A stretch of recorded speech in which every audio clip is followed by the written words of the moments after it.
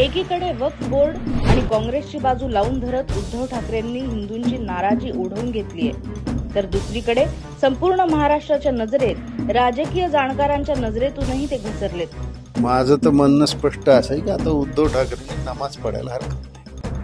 हम पूछना चाहते हैं, क्या मुस्लिम वोटों की लाचारी की वजह से आपने अपनी एब्स्टेन होने वाली भूमिका रखी?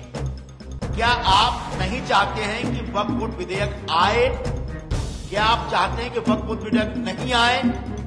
ये उबाठा को स्पष्ट करना पड़ेगा। पण ज्यांच्यासाठी उद्धव ठाकरेंनी समस्त महाराष्ट्राची, मराठी माणसांची, हिंदूंची साथ सोडली, त्या समाजाच्या दिवसेंदिवस वाढत जाणाऱ्या मागण्या उद्धव ठाकरेंना पेलणार आहेत का?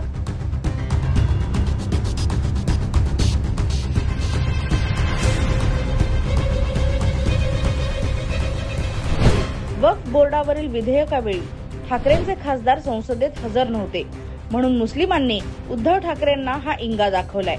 मुस्लिमांच्या भीतीने उद्धव ठाकरेंनी वक्फ विधेयकाविरोधात भूमिका स्पष्ट केली।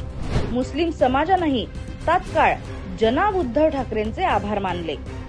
असो, उद्धव ठाकरेंना हे नवं नातं लखलाभ असो, पण मराठी माणसानं शिवसेनेच्या वाघाशी, भगव्याशी जे शिवबंधन बांधलं होतं त्याचा धागा निश्चितच तुटलाय। उद्धव ठाकरे, महाराष्ट्राच्या नजरेतून तुम्ही कोसळलात।